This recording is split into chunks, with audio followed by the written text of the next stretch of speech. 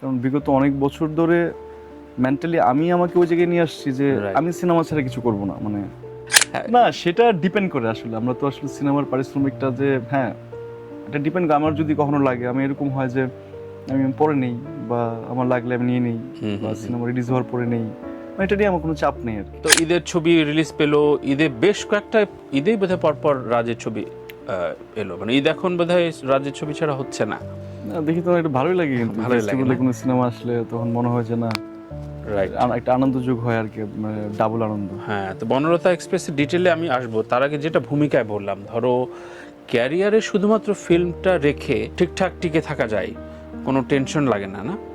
মানে অনেকে বলে যে আমার এন্ডোজ করতে হয়, 2-4টে নাটক তো ওটিটিতে করি, রেগুলারিতে থাকতে হয়। কেমন জায়গাটা, কেমন ফিল্মটা? সেটা ঠিক আছে, এক ধরনের স্ট্রাগল তো করতেই হয় শুধুমাত্র সিনেমা করলে।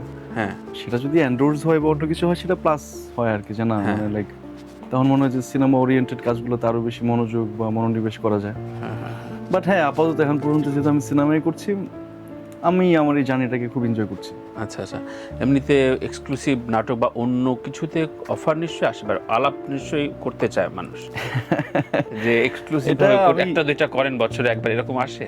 না হ্যাঁ, এরকম যে আসে না, আসে, এরকম অনেক ধরনের কাজের অফার্স আসে আমার কাছে।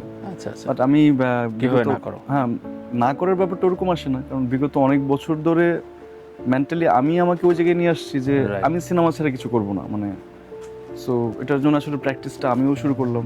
একটা সময় হ্যাঁ অফার্স করতো, এখন আর ওই কাজের জন্য না, এখন হ্যাঁ মোর সিনেমা, যে বিভিন্ন ধরনের সিনেমা এগুলো আসে। বাট হ্যাঁ, আমি একটা জিনিস মেনটেন করে আসছি যে আমি যে সিনেমাটা করতে চাই, সিনেমাটাই করব, এটার বাইরে আমি কিছু করতে চাই না। এটা আমি মেনটেন করছি অনেক বছর ধরে। মেবি এই কারণেও মানে মেনটেন করাটা খুব সহজ যে তা না, আমি মনে করি, মানে আমরা অন্তত মনে করি। তো সেক্ষেত্রে বছরে কেমন স্কেডিউল সাজাও, যে এবছর বড় একটা বাজেটের, একটা অ্যাভারেজ বাজেটের 2-3টা কেমন, মানে কতটা ছবি করলে ঠিক আছে, ঠিকঠাক? ব্যাপারটা তো বাজেটের উপর শুধু সিনেমাটা না, আমি খুবই ডিরেক্টরের দরকার হয়ে পড়ে আমার। হ্যাঁ, রাইট। শুধু ভালো টাকার বাজেট আছে, বাট মানে আই থিঙ্ক আপনি বুঝতে পারছেন। হ্যাঁ হ্যাঁ।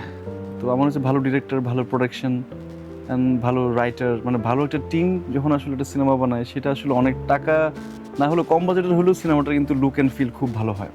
হ্যাঁ, মানে টাকার কথা এই জন্য বলছি, সরি ইন্টারাপ্ট করলাম, যে ধরো কারো ক্ষেত্রে খবর আসে 3 কোটি 4 কোটি টাকা নিচ্ছে, সেই ক্ষেত্রে একটা সার্ভাইভারের ব্যাপার আছে। ধরো একটা ছবি আমি এবছর ধরে একটা এক্সক্লুসিভ ছবি তুমি করলা, সেক্ষেত্রে কি 4টা ছবির বাজেট একসাথে রাজ নিয়ে ফেলে কিনা, যে না আমি এই ছবিতে 50 লাখ বা 1 কোটি নিচে করব, মানে টাকার অঙ্ক বলো না, বাট নিজের আবারও সেই সিনেমার পারিশ্রমিক নিয়ে